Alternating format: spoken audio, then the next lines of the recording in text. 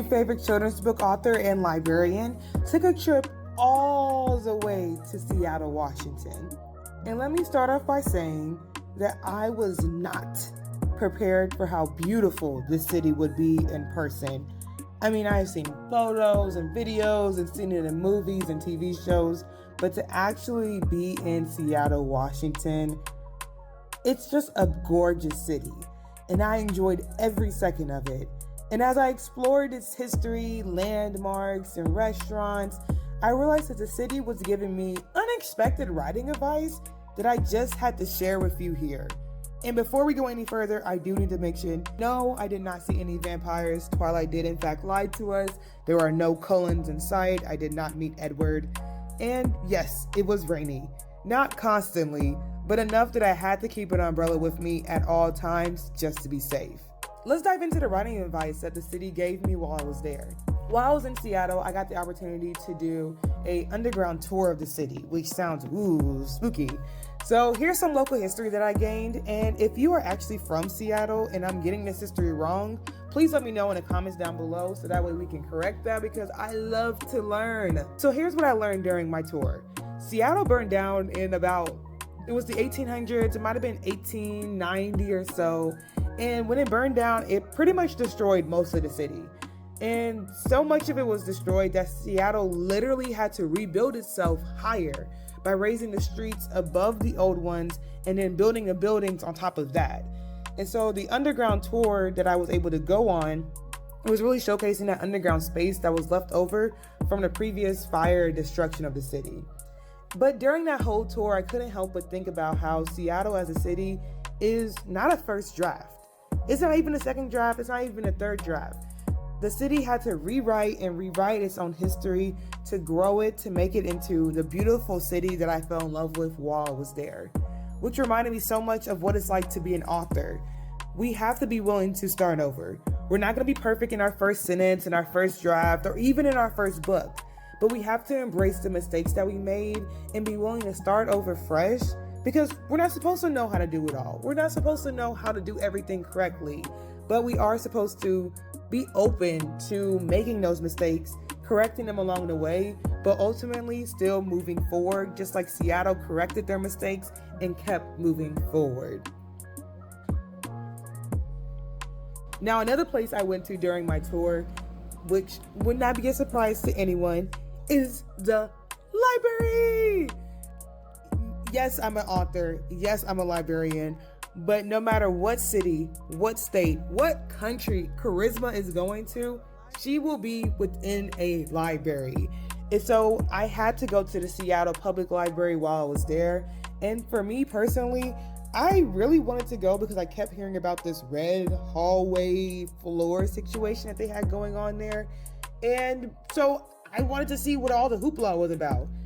Now, it literally was just a red floor, a red hallway. There was no special interaction there. But I think that was the point of it all. Which leads me to my next piece of writing advice that I want to share with you, which is I want you to dare to stand out and try something new. The Seattle Library had no reason or purpose for having this random red hallway that everyone on TikTok told me to go see. But going there and also seeing all the other cool architectural features that they have within that library was really great to see, because they were daring to stand out and try something new.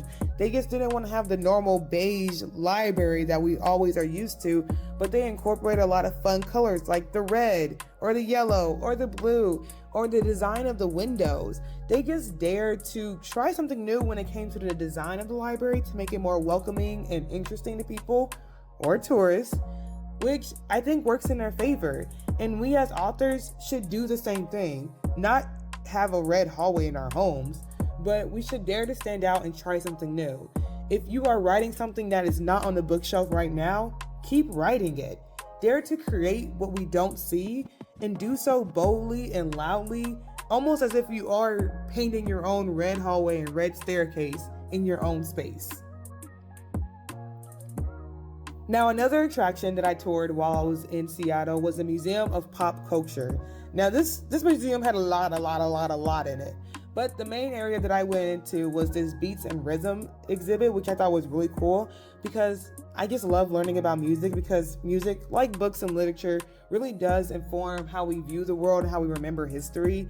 But what was really cool about this exhibit specifically was that they had a cool interaction activity where you can look at different songs and albums throughout the years and see the songs that they are referencing or sampling within their modern day songs.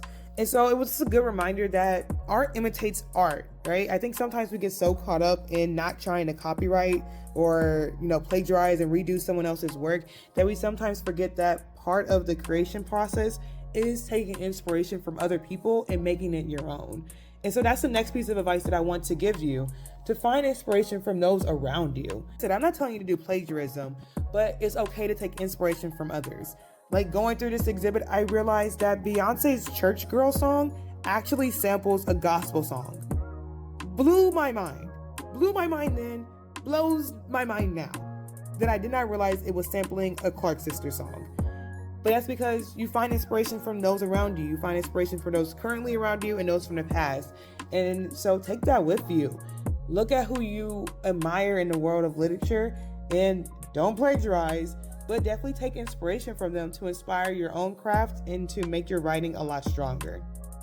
Now, I already said earlier that whenever I travel anywhere, I must go to a library. But the close second to what I also need to go see, honestly, these are interchangeable number ones for Charisma. I need to go to an aquarium, period.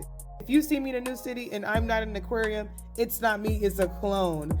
I love seeing a fish swim in circles in a bowl. I don't know what it is, but I just love it dearly. And that brings me to my last piece of writing advice that I want to give to you based off of my visit to Seattle, which is do what you love. I love going to an aquarium. Love it. Won't ever stop going there. Won't ever get tired of seeing the same fishes there. Won't ever get tired of seeing the stingray. But writing is the same way. If you love writing, which we all do who are on this channel as writers, as creatives, we write because we love it. We write because we have a passion for it. We write because we are trying to deal with some pain or trauma. We are writing because we want to reclaim our power. Whatever our reason is for writing, ultimately it stems from our enjoyment of the writing process. We write because we care, whether that is about ourselves, the story and the characters itself, or about those who are going to read our story after we hit publish. And so do what you love, because sometimes it can get really hard to write. Sometimes it is really exhausting. But if you always remember your enjoyment and love for it, then it won't feel tiring at all. Which is what I remembered as I was doing something that I loved, by going to the aquarium and seeing the fishies and the scuba divers who were in the tank cleaning it at the same time. Really amazing stuff, y'all, I promise. So do what you love.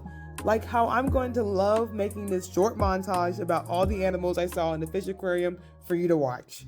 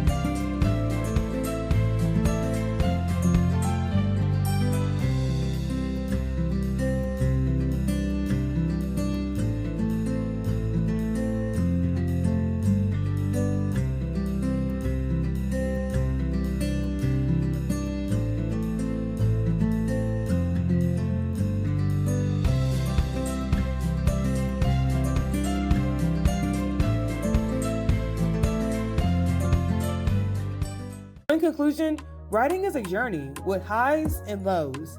But if we remember these lessons from Seattle, maybe we can switch our mindsets and enjoy the ride. See you later, Seattle.